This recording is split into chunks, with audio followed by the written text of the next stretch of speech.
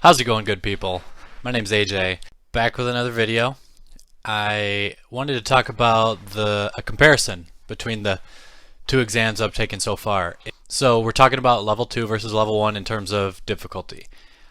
And I think I have a bit of a unique opinion on this one, so I thought it'd be worth talking about here a little bit. The number one misconception that I want to address, or what I would consider a misconception, is that level 2 is exponentially more difficult than level 1. And there's a really popular image that if you spend any time on Analyst Forum or the Reddit page, the CFA Reddit page, and have searched for this topic at all, level 2 difficulty versus level 1, you'll probably have seen it. It's a picture of 3 dragons, and I'll try to put it up on the screen right here. But basically level 1 looks really simple, and level 2 and 3 look just at least 10 times more daunting in that picture. And so, I mean, that was scary to me. After I passed level 1, I passed it by a pretty good margin. There wasn't a ton of detail in the performance breakdown when I passed it, which would have 2017. But it did show in each of your 10 sections whether you were one of 3 things: above 70%, between 50 and 70%, or less than 50%. And it told you which of those 3 levels you were in for all 10 sections or 10 books.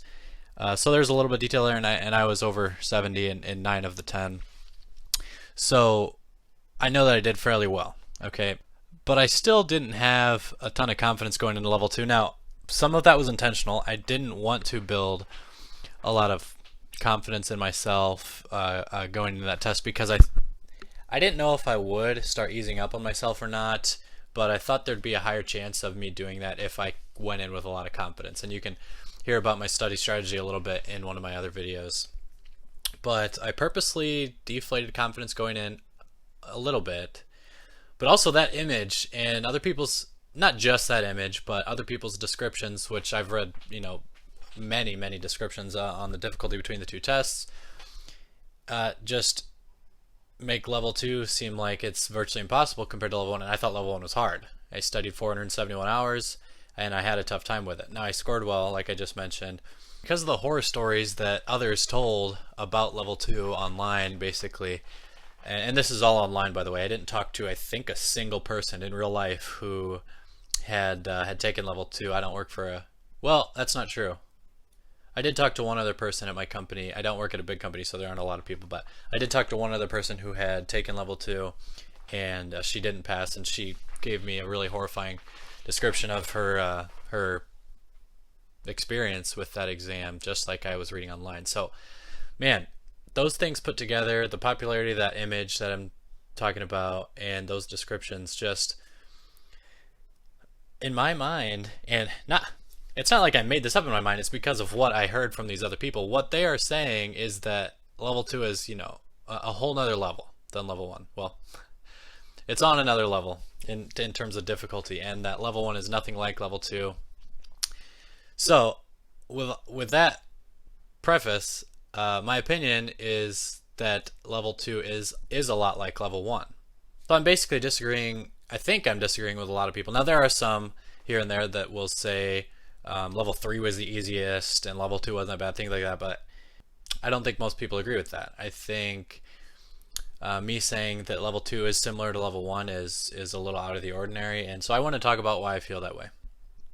Now, don't get me wrong, it was harder than level 1. Level 2 is harder than level 1. I studied for 640 hours, and I didn't pass it by a wide margin. Actually, in the last video I made, I hadn't gotten confirmation of a pass yet. I just said that I feel like I probably passed. And I did pass, but not by a lot.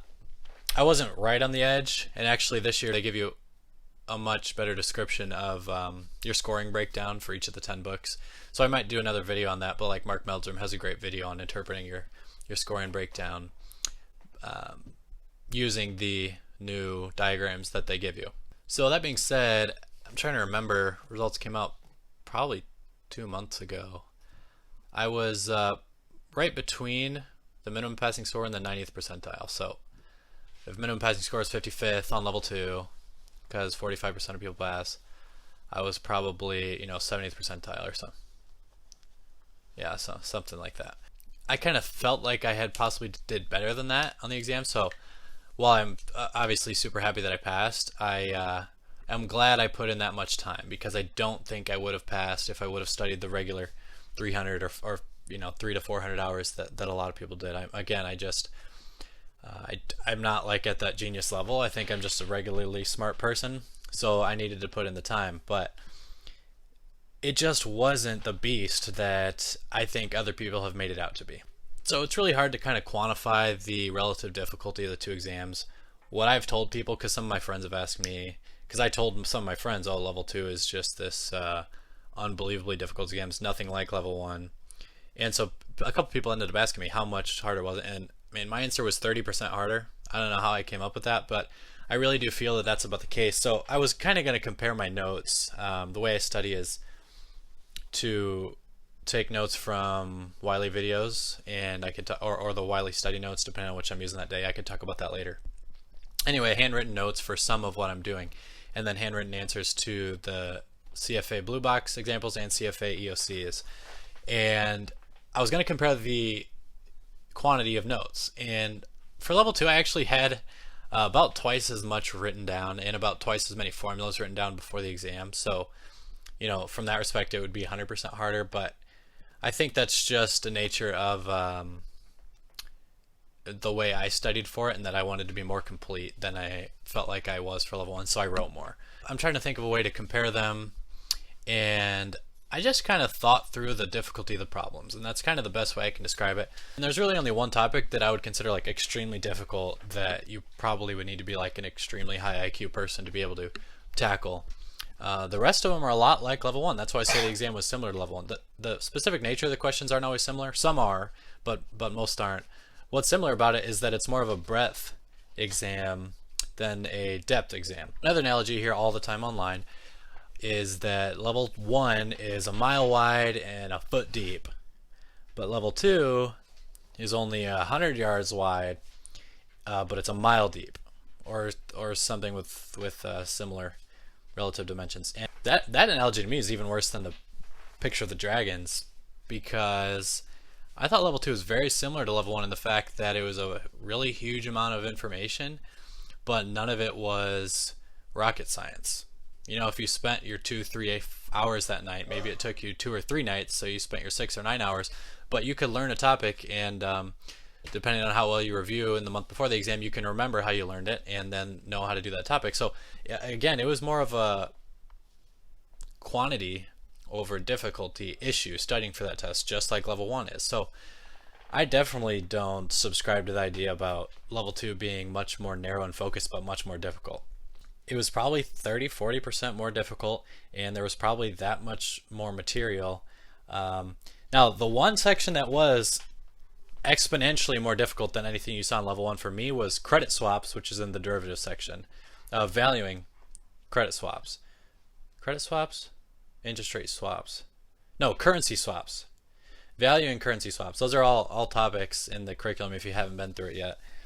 And I'm probably speaking to a lot of level 1 passers right now. So that one section, I skipped it. And I don't want to make that sound like some crazy concept to skip a section, because I know people do that all the time when they're crunched for time. For me, it was crazy because I had spent 640 hours. Can you see this guy? Get out, go! With the expectation that I would nearly master everything. And so after spending weeks, literally, on this one topic, and now derivatives, again, derivatives isn't a huge section in level 2, and this is one little potential type of question, valuing currency swaps. Pricing currency swaps, I was fine with that. That problem I thought was just way too difficult. I didn't see a lot of value in testing that. But outside of that, every other LOS or a type of question was totally manageable, I felt like. But they were just a little more difficult.